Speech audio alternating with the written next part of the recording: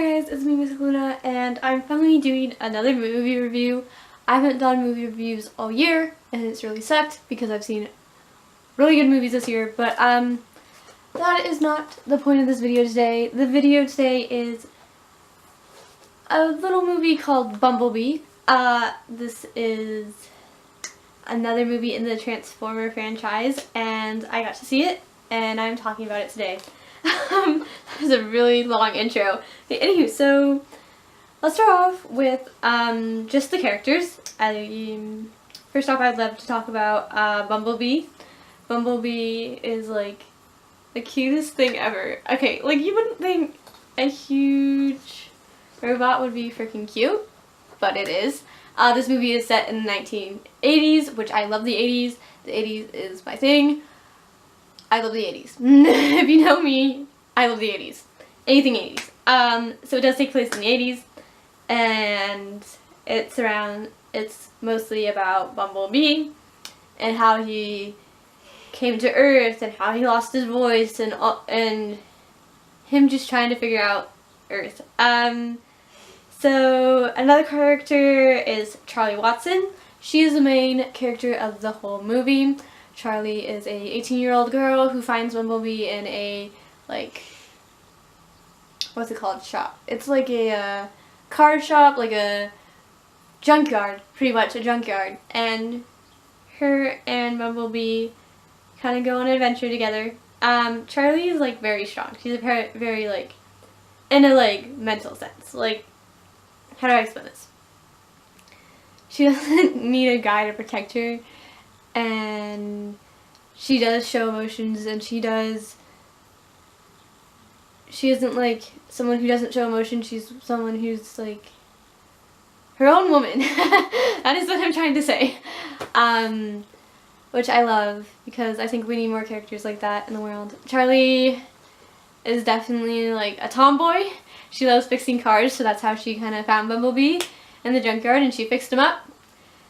Momo is another character. He's kind of like the nerd, the love interest on the side, but he really isn't because Charlie isn't too interested. Momo was definitely more of the, how would I say this, more like the comedic sidekick more than like anything else. He's kind of in the movie for maybe 20-30 minutes of the movie, not much considering how long the movie is. He's definitely really, really funny. He's always trying to get with Charlie, and Charlie's like, no, I'm good, I don't need no man. There's a lot of 80s references, definitely to The Breakfast Club, which I love The Breakfast Club. The Breakfast Club is one of my favorite 80s movies.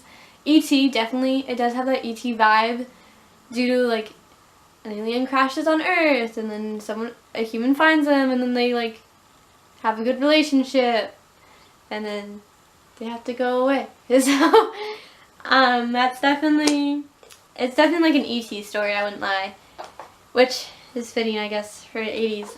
And they have a lot of 80s songs. The soundtrack for this movie, I absolutely love, because it's definitely like 80s. 80s, 80s, 80s, and I love it. Like, the soundtrack it's kind of like, for more like mellow, calm, not so crazy action-packed scenes. It's very, like, calm and sweet and innocent in a way the music is. And then when it gets to, like, these more menacing or, like, action-packed scenes, or there's the bad villain, it has this dark, menacing tone to it, which I really, really like. And then obviously the 80s songs. Bumblebee can't talk, so he uses a radio to speak, which I love because it's all in the 80s, so obviously 80s songs, like I said,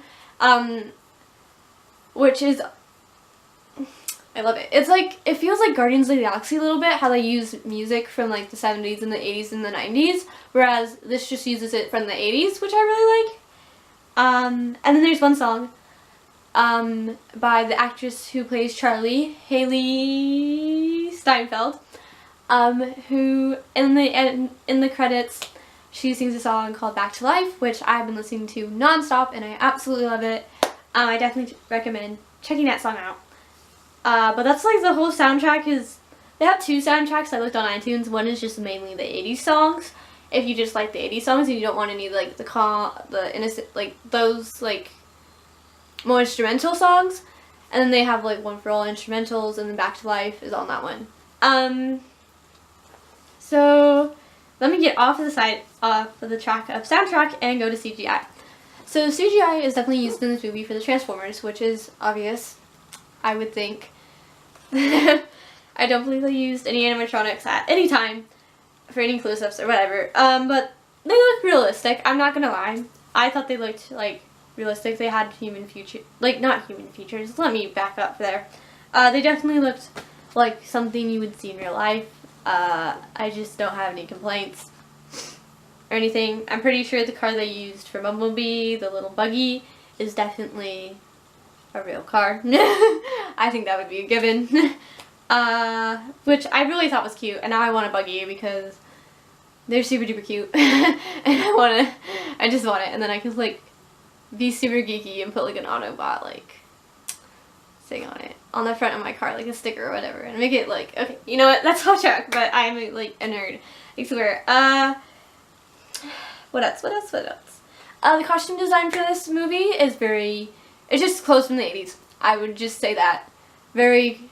I think more Charlie is more like dark colors, like blacks, and pastel, like black t-shirts, black pants, but like a pastel like pattern on it or whatever. She doesn't really have like clothes. There's like gray. I think she wears like a gray vest once, but and like a blue jacket, but that's pretty much it. Yeah, definitely like 80s clothes. You could probably find them anywhere or like offline.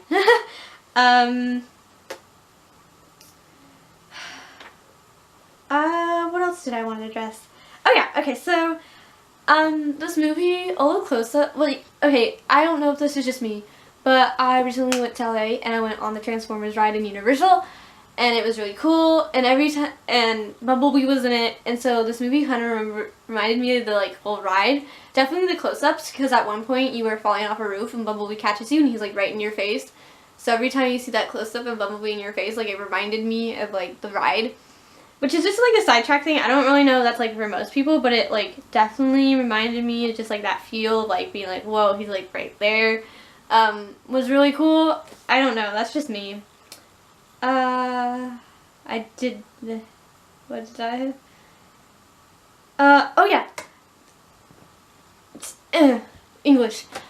So, in the movie, they deal with Bumblebee losing his voice, which I was most curious about because I don't know why I didn't process this or why I could not understand how he lost his voice. So this movie really helped. Originally he could speak, probably like for the first, give or take, 10 minutes of the movie, he actually has a voice, and then the rest he does not, which I really thought was super interesting because it was like a Decepticon that like came at him and like ripped it out.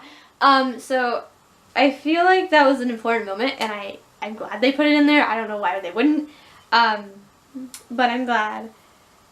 Yeah, Charlie, I just love Charlie. She's like a great character. 10 out of 10.